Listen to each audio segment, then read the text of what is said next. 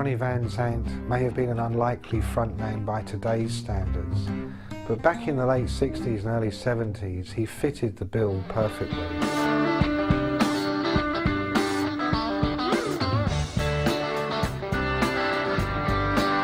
Before I met them, Reg had primed me and said, you know, watch these guys because they're not the easiest people to get on with. And although they were trying to change this image, there was no doubt about it that they lived up to their image as being, you know, rough, tough rednecks. They would fight their way out of an argument rather than talk their way out of it. You didn't want to mess with them. You know, you didn't mess with Lynyrd Skynyrd because they would, you know, they'd thump you. And Ronnie, the singer, was the biggest thumper of them all. I mean, he would keep everyone in line, all the rest of them, and he'd thump them if they weren't in line.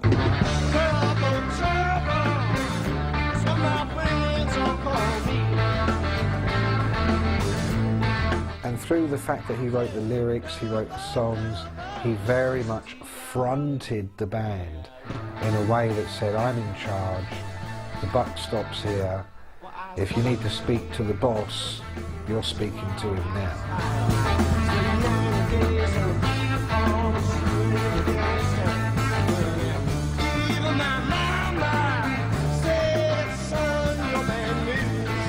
The epitome of the experience. And what was that experience? It was hard living, hard drinking, fast cars, fast planes, faster women, and ultimately a young death. But that was the deal.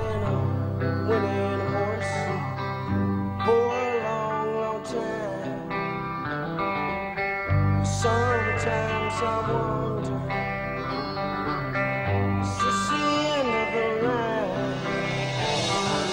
There's something Butch Cassidy and the Sundance Kid about these guys, where you did actually feel that one day they would leave the saloon and just collapse in a hail of bullets. You know, they were very much outlaws, cultural outlaws, musical outlaws, real life, living, breathing, oh my fucking God, outlaws.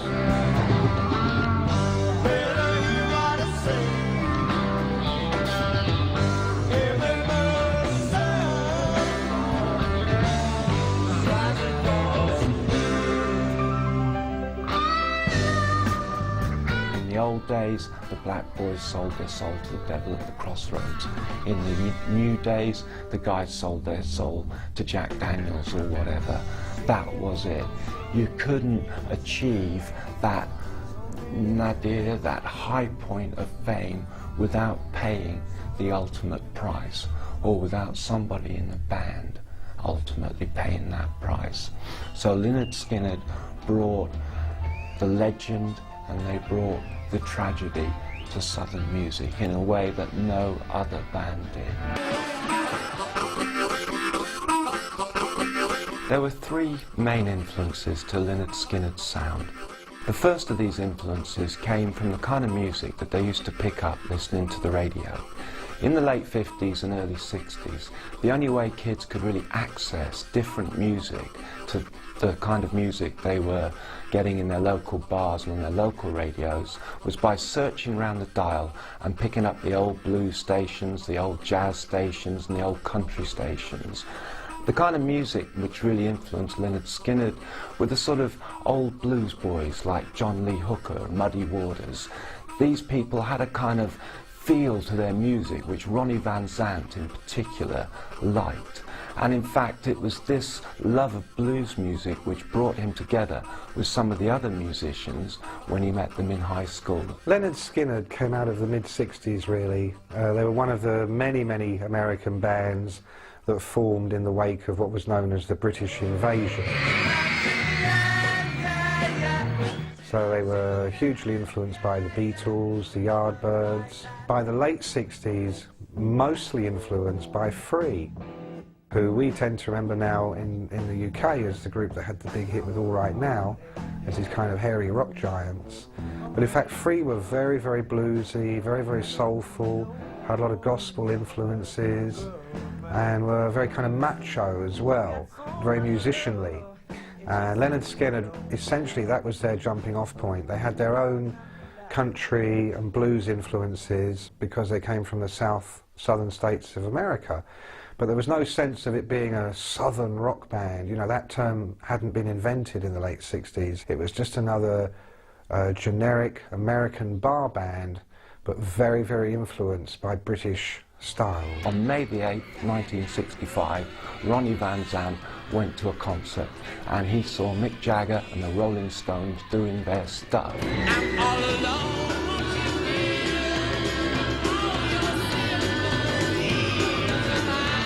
That night on, Ronnie Van Zant said, "I am gonna be a rock and roll star."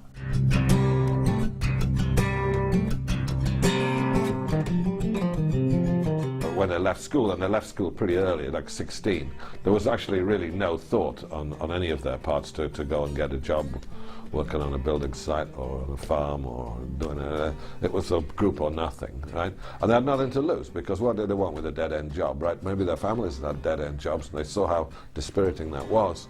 And so they gathered together and they lived on peanuts and became this group.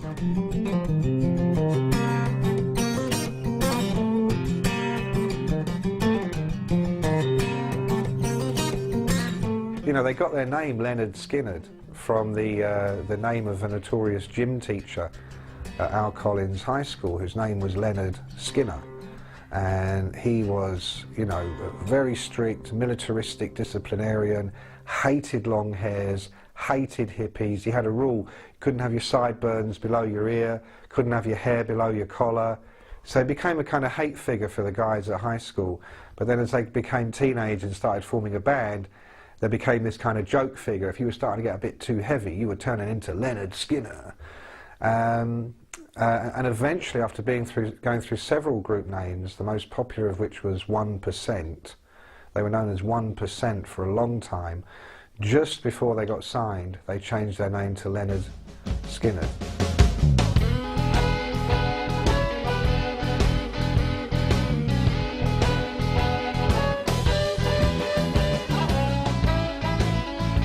I think these days it's very easy to look at things in retrospect and say, well, there must have been a whole scene developing. Here is Lynyrd Skynyrd in one part of the South, here is the Allman Brothers. In fact, there was absolutely no cross-pollution at all. I think that this term Southern Rock Band, which was coined to describe the Allman Brothers and Wet Willie and the Marshall Tucker Band, was something that came out of Phil Walden's Capricorn Records as a catch-all term. And I think that Skynyrd didn't particularly like being included with them. They were, if for no other reason, that they came from the South. But I don't think their music was that similar to the Allman Brothers. They didn't jam for half an hour like the Allman Brothers did. So I think it's wrong to classify them as a Southern rock band. I think that they were just a great boogie blues band, really. The Allman Brothers happened to be another group geographically and chronologically in the same place and the same time with similar tastes, but they themselves had only just formed, were still evolving musically. Lynyrd Skynyrd wouldn't have seen them as huge influences, more as just, you know, rivals from up the road.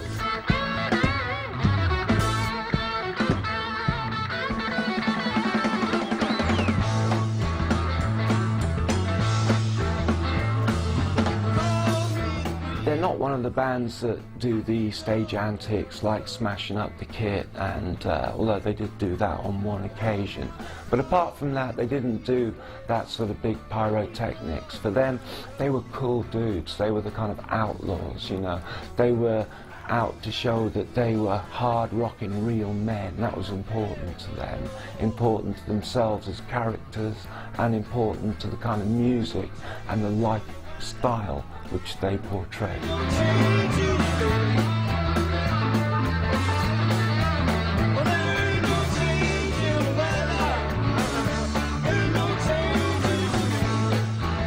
I didn't actually interview them. A very good friend of mine was a very prominent rock critic in those days called Peter Makowski.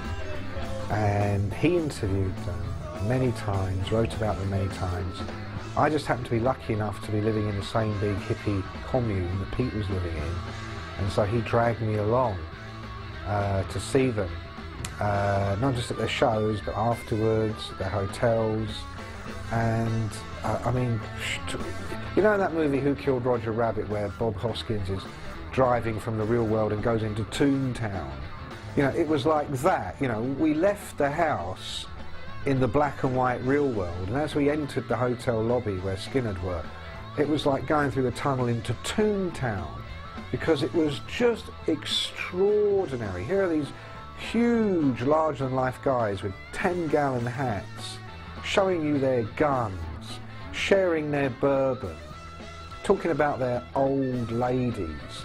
And my friend Crazy Bob, you know, he's in the Angels, you know, pulling out the pistol from the cowboy boot, and just to show you, you know. And as you go in, they go, "Hey boy, come here boy, come and sit on Pappy's knee," you know, like that.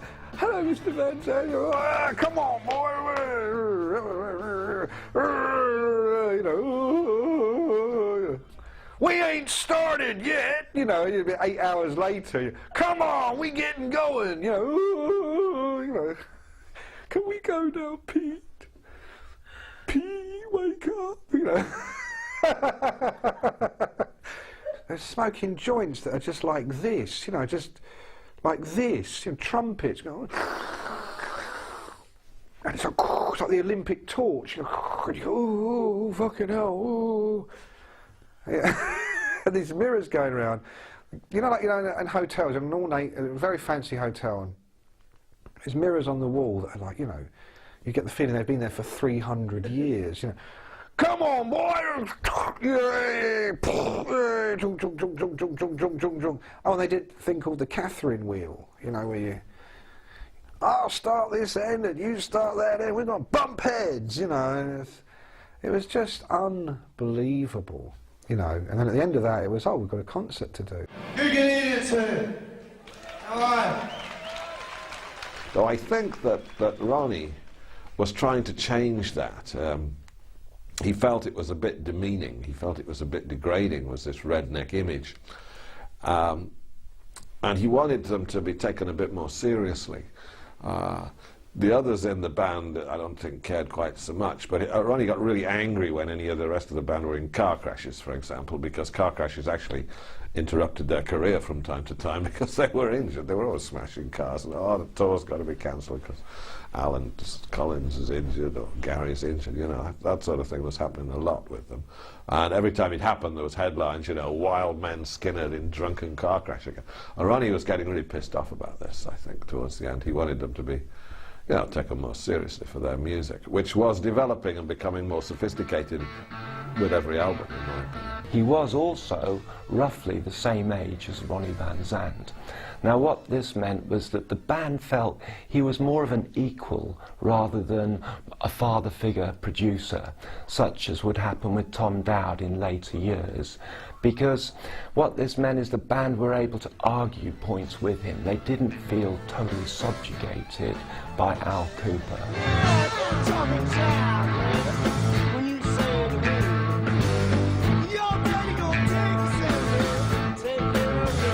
It was Al that saw Skynyrd in a bar playing, I think down in Jackson. Caught them live, thought, wow, you know, this is the finished article, this is the real deal. And it was Al that signed them and took them into the studio and produced that first album. And when I say produced, what Al did was set up the mics, turn on the tape and say, you know, play, just give me a set, give me a club set.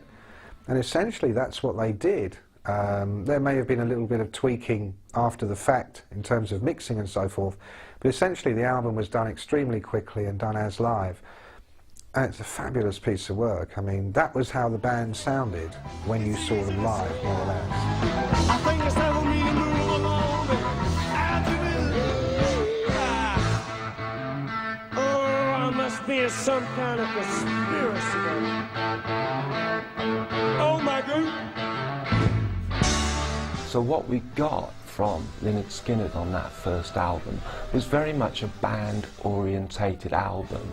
They made the decisions, they decided which cuts made the grade, and they chose the songs that went in.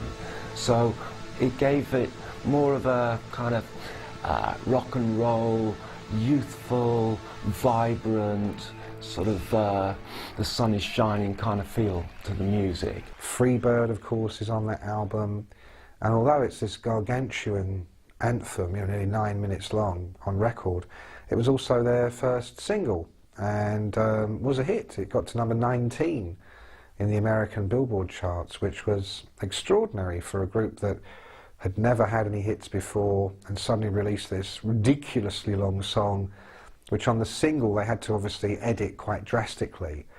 But FM radio in America loved it, and of course the southern states loved it, and it became one of those drive time classics almost overnight in America. And so straight out of the box, Lynyrd Skynyrd were suddenly very famous in America. You could have had 36 minutes of silence and 11 minutes of Freebird, and you still have an amazing album. Freebird is one of those tracks which is a dream. It's up there in the top 10 all time. I hate to say it, but I can't think of how many funerals, and yes, 1 or 2 weddings where I've been to, and people have either gone in or gone out, depending on which way you look at it, to Freebird. It is a quintessential rock and roll number. It's kind of like the rock version of My Way. It's very much one man saying, or je ne regrette rien. You know, it's the rock version of, this is who I am, this is how I chose to be. Yes, it won't please everybody, but it pleases me. And this is how I was born, and this is my destiny, and this is the way I'm going to live my life. And I think when you consider Ronnie Van Zant, who wrote the song, wrote most of the Skynyrd songs, how he did live his life, and indeed how his life ended, it was a very prophetic song as well. He didn't live long enough to ever betray the ideals, if you like, of that song.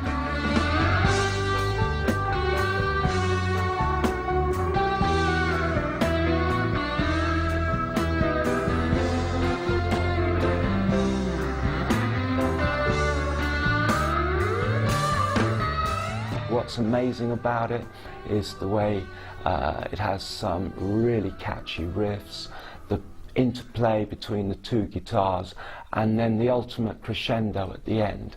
Because like any good song, it starts here, it builds up, it comes down, it builds up, it comes down, and then it takes off for this massive crescendo. It's a little bit like making love, to be honest. You've got to have that rhythm, because with no rhythm it just don't happen at the end. So that's kind of the beauty of Freebird as a track.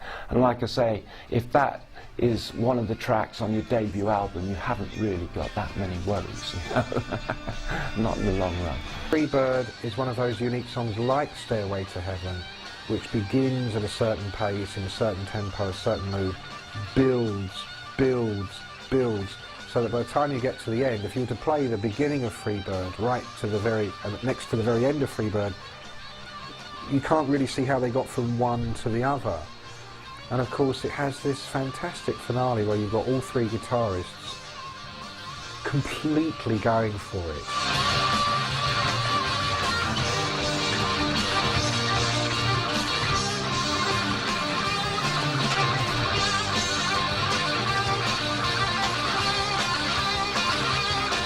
When the drums double up and the tempo shifts up a gear, and you think, no, I can't shift up again, and it shifts up again, you know? It's like changing upward keys, which some bands do to heighten the effect towards the climax of the song.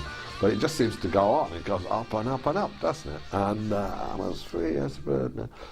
And by which time you've completely forgotten the vocals, the first half, because the first bit of the song is actually kind of slow ballad, really, and it just hots up and hots up. So it's, yeah, almost impossible to follow.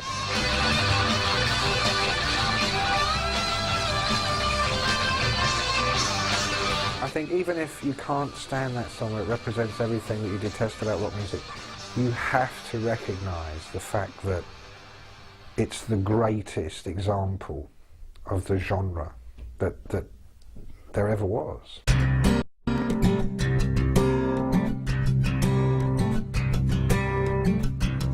Second Helping was their breakthrough album in terms of sales, because, as I said before, this band were creating a sound as much as they were making it and going out and playing the gigs. They were developing, along with the Allman Brothers, a whole new genre of music. Producers were going down south looking for bands. They were searching through the concert halls, searching through the pubs and the clubs, looking for the next Allman Brothers, the next Lynyrd Skynyrd. Now, by the time the second album came out, this sound, this movement had been established. They had a lot of fans, they were a hard-working band, they were out on the road sometimes 300 days a year. They put in the miles, and they now had the fan base, and they were just waiting for that second album to come along.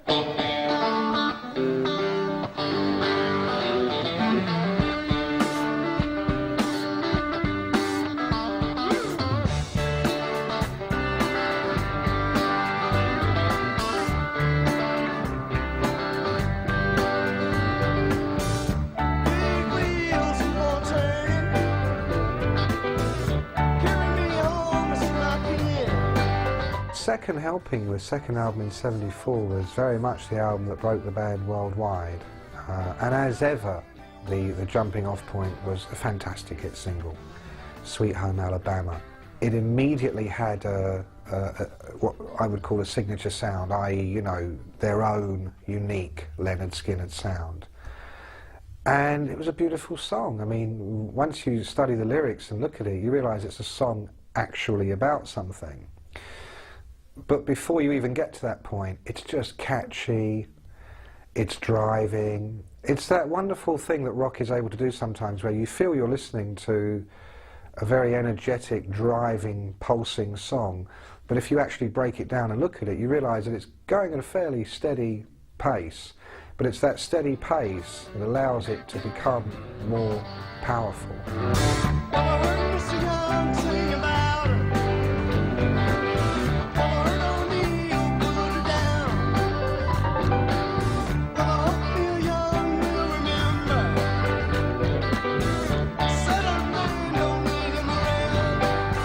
I think when Ronnie wrote the song, he had no idea that it would become such a significant song in retrospect.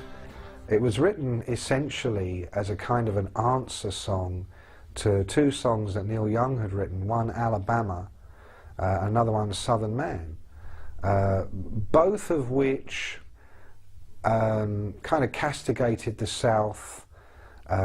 Because, of course, you must remember in the 60s, in the era of the civil rights movement, the southern states of America were the last to become desegregated.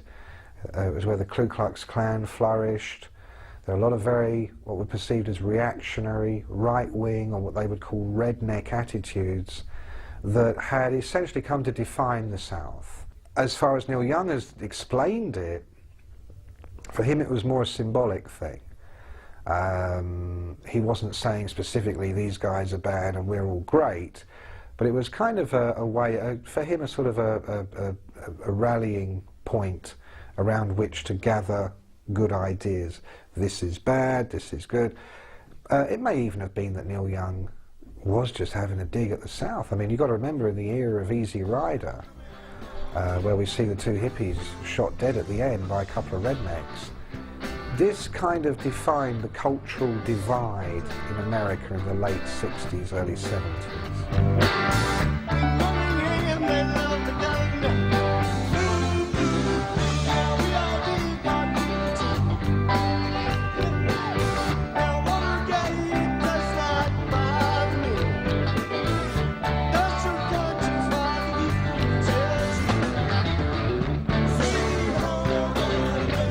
But I think deep down inside, Ronnie loved Neil Young, because I mean, the music when Neil Young rocks out wasn't no different from Skynyrd rocking.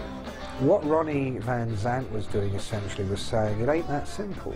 You know, yeah, absolutely, the South is a bastion of these right-wing ideas. At the same time, there are people like us that have no problem with blacks, with feminist issues, with the counterculture's fondness for drugs, with a more free idea of what life might be about. And so Sweet Home Alabama, I think, was a song of pride in many ways, but also individualism. I hope Neil Young will remember, a southern man don't need him around anyhow. We don't need some hippie from California coming down here telling us how it is. We live here every day, we know how it is.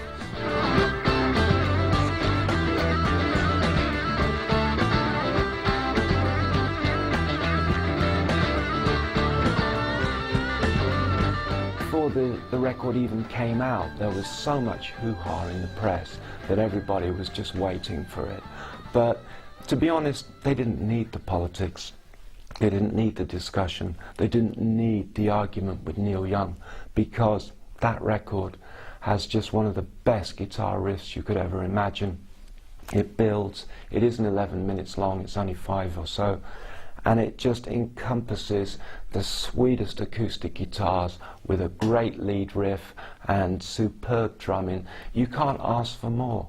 Al Kooper's production is immaculate. He doesn't get in the way of it. He doesn't destroy the track. He doesn't add, massive strings. He lets the music speak for himself.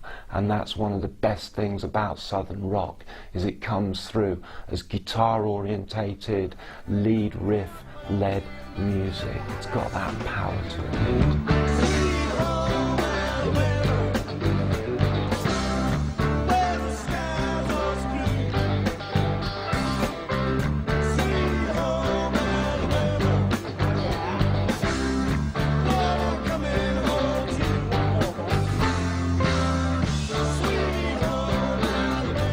Years later, Ronnie Van Zant and Neil Young actually were very good friends, admired each other very much as musicians. Just a few weeks before Ronnie died in the plane crash, one of the last photographs that were ever taken of him, he's wearing a Neil Young t-shirt. And Neil Young had actually written a song for Lynyrd Skynyrd, which kind of reconciled these differences, called Powderfinger, which he was about to give to them to record for the next album when they had the plane crash and died. Just a few days after the plane crash, Neil Young gave a concert and began what became actually quite a tradition at a lot of his concerts for years afterwards, where halfway through the show he found a suitable moment to start improvising the chorus to Sweet Home Alabama.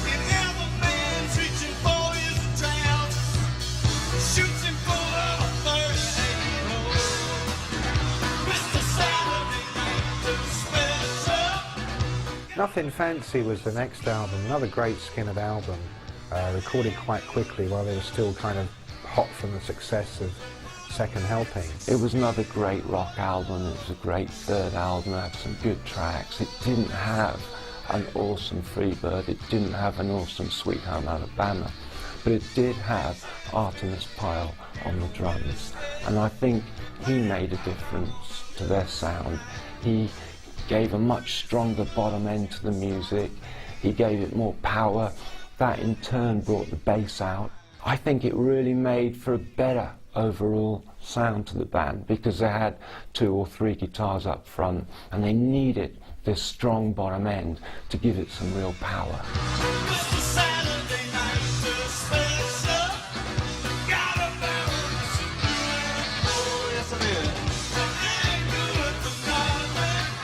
The big track on it in America was Saturday Night Special, which was a single, got into the top 30 in the US charts, and became a much bigger number over time for the band.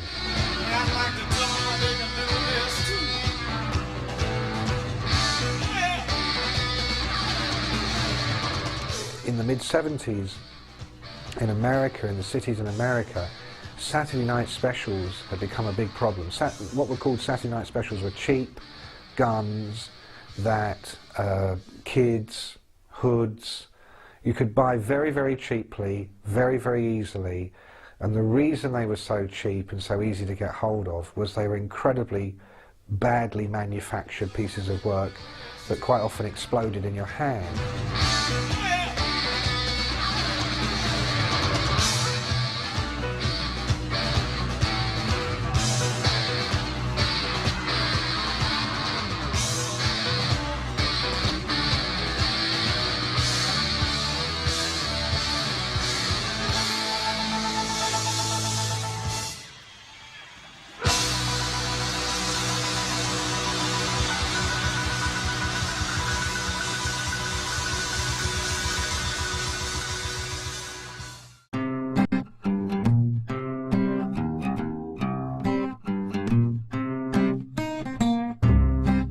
It did have a real big effect on their sound. What happened before with Al Cooper was, because he was the same age, he was the same kind of a guy as the band, he probably did a lot of the same things, if you know what I mean. He was very much seen as an equal, whereas when he decided to throw the towel in, Peter Rudge, who was in a managerial capacity at the time, brought in Tom Dowd. Now, he was a much older guy. He had this vast pedigree of working with some awesome rock bands in the past, and the band felt sort of slightly inferior to him, just enough so that they didn't feel that they could speak up and say, "Ah, don't agree with that, we want to do it like this. Don't agree with this, we want to do it like that." And they lost something important. 11 times I've been up, 11 times I've been to jail. Some of the times been there, nobody would have done my bed. Well, it seems to me, Lord, now, so boys don't feel. Well, I could jump in a rose bush and come out smelling like, well, those witness blues never done so right by me. Some of the times I was innocent, but just so guilty. I personally really like Can You Back My Bullets. I think it's a great album. Bringing in Tom Dowd was a very heavyweight move, a big signifier that we're going to have a very big album. And I think for the first time, the band loosened the reins a bit and allowed someone to step in and say, let's try it more like this. Let's do it again. Let's do it again. They'd kind of ground themselves into the ground a little bit because they'd gone as far as they could. They were essentially recording their live shows whenever they did an album. And the idea was that this would take them to the next level. They'd never really had a big top 5 success, and this was supposed to be their big top 5 success. In fact, it wasn't. The critics didn't receive it terribly well. In this country, it came post-punk, or on the verge of punk, so there were those issues.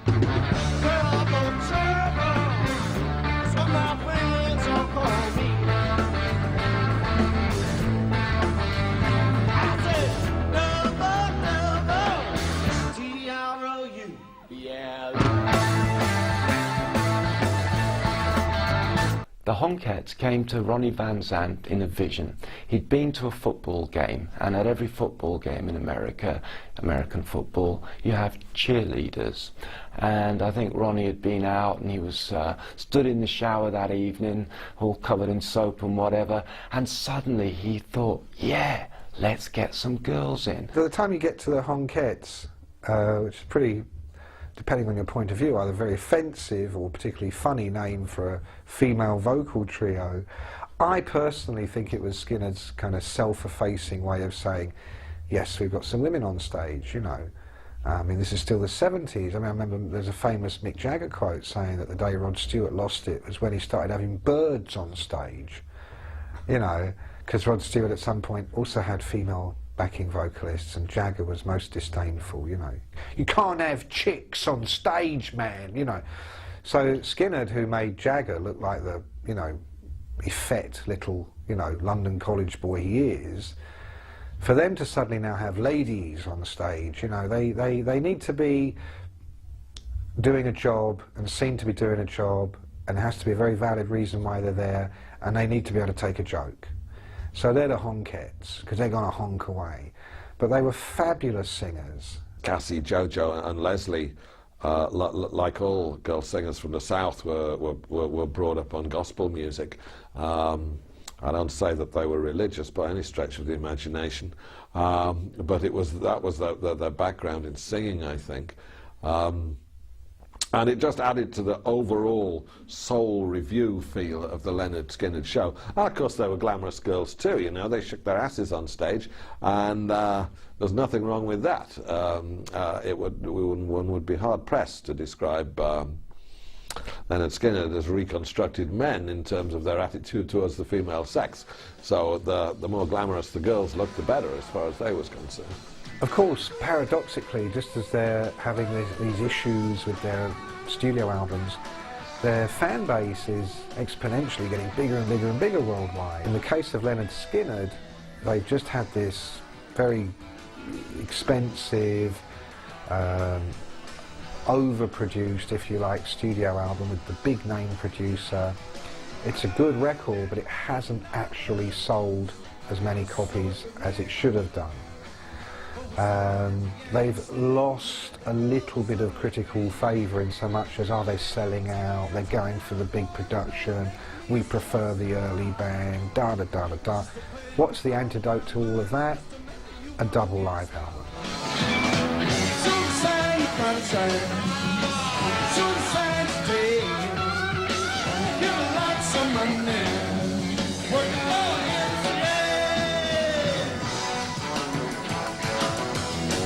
One More for the Road really captured Lynyrd Skynyrd at their best. Lynyrd Skynyrd are essentially a live band. That's what they wanted to do. They wanted to perform, they wanted to rock an audience, they wanted to get out there and make those kids boogie until the sweat poured off their foreheads. When you've got three guitarists and a front man as exciting and as improvisatory as Ronnie Van Zant, live is where you need to see this group. Live is where you understand finally what it's all about. So they do the live album. It's a double live album, of course, and it's just about the best thing they've ever done.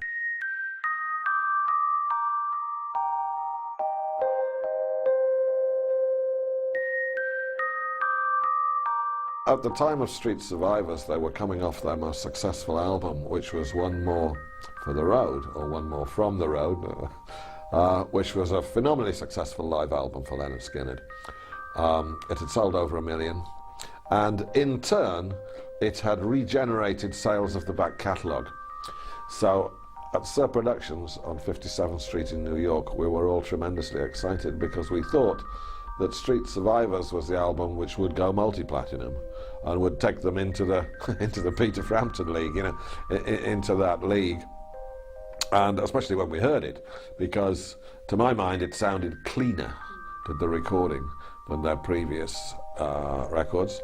It was just as accessible, the songs were just as good. Steve Gaines had brought a new dimension to the band, and we all felt that this was the one that was going to make them into, you know, big lead band, you know, on the same level as the Allman Brothers, who were possibly their biggest rivals in this field. Everything was in place. Everything seemed to be absolutely perfectly in place to push Lynyrd Skynyrd over the top. We've got a new album. We've just come off a platinum album, which has generated back catalogue sales. The live album at that time was perfectly timed, I think, because they were known as being a great live band, because they'd worked so bloody hard. They'd done all these gigs for years and years and years, worked their way up the bill, from third on the bill to second on the bill to headlining to doing special guest spot up before 100,000 people.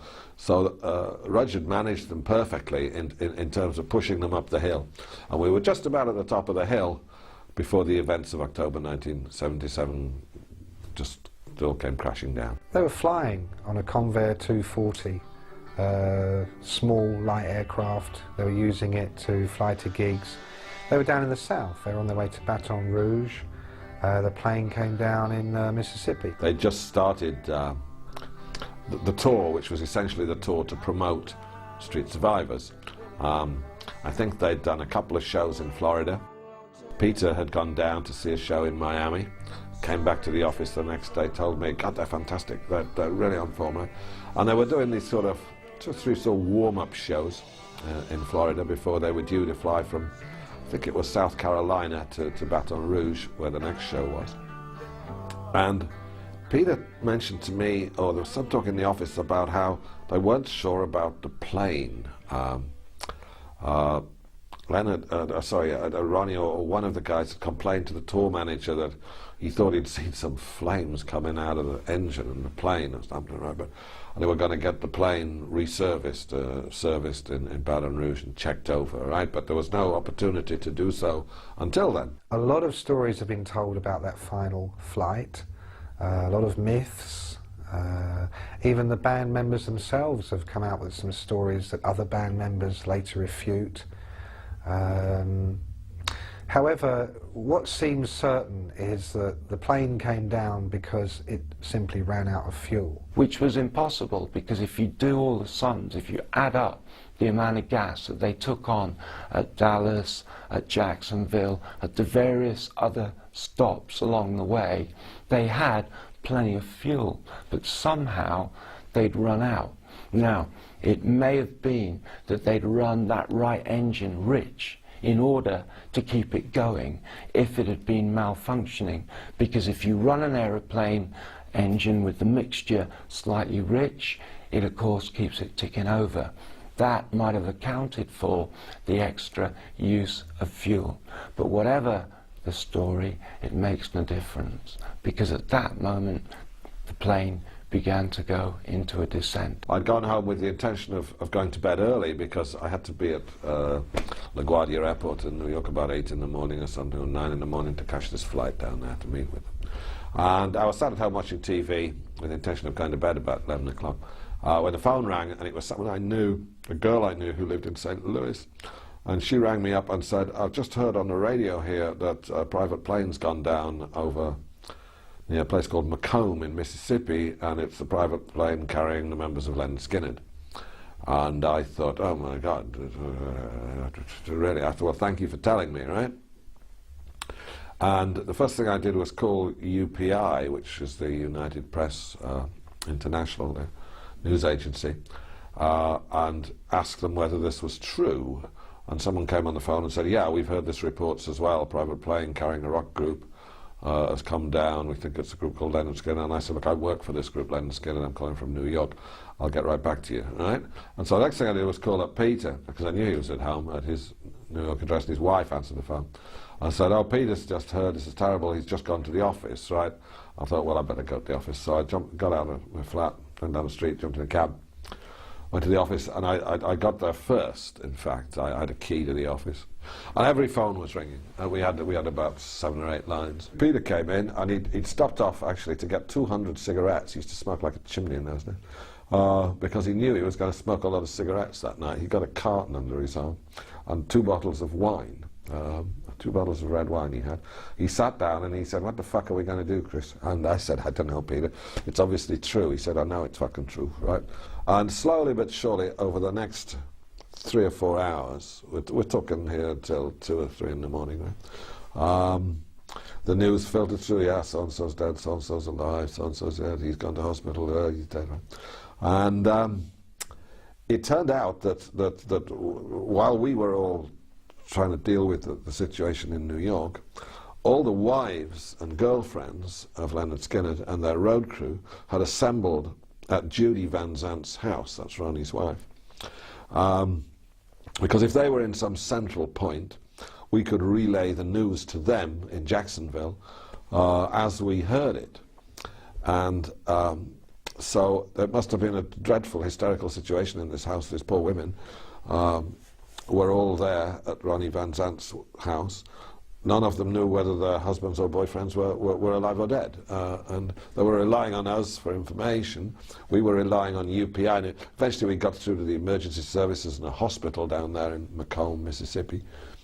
and learnt who was in hospital and who was dead, and eventually we learnt that both the pilots were dead, that Steve Gaines had died, that Cassie, his sister, had died, that Dean Kilpatrick, who was their personal tour manager, who'd worked with them since they were 16, he was a real, you know, like next member, you know, talking about fifth Beatle, well, he was the fifth member of Lynyrd Skynyrd, you know, he died as well, and finally at about 2:30 in the morning we learned that Ronnie had died, which was a major blow. It was absolutely terrible, because I mean, the feeling was, of course, you know, will this, obviously it's going to, you know, stop the group temporarily, will it stop it permanently, you know? And once we realised that Ronnie was dead, it's all over, it's all gone. It was all gone in a few hours, you know, everything we'd done. What is tragic is that if only they could have made another mile and a half, they would have actually have cleared this bunch of trees, this forest.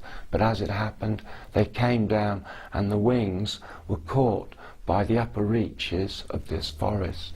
First the right wing, then the left wing, and of course all you had left was the centre part of the plane, and then apparently right in the centre it cracked like that, probably with the unequal strains on it, and the nose dipped down. The pilots were instantly killed. It was an unbelievably ghastly scene. I mean, there weren't ambulances on the scene. The bodies, alive and dead, were ferried in a mixture of camper vans, tractors, trucks, any vehicle that could get through the Mississippi swamp to where the plane was utilised. And we also heard that Ronnie was blind drunk. He never knew a thing about it. He was actually lying in the aisle, sleeping off an afternoon session, because they'd done a show in South Carolina in this hotel, and they didn't actually have to leave. They didn't have a show that night, you see. The next show was the following night, so they didn't have to take off until 6 or 7 in the evening, or whatever time it was. And so they spent the afternoon in the bar, which is not untypical of him. So Ronnie didn't know a thing about it. I don't blame them for restarting, for pulling themselves together as the new Lynyrd Skynyrd or whatever they call themselves. I mean, they've got a living to make, you know, people wanted to hear that music. Essentially, it became a tribute act to Ronnie.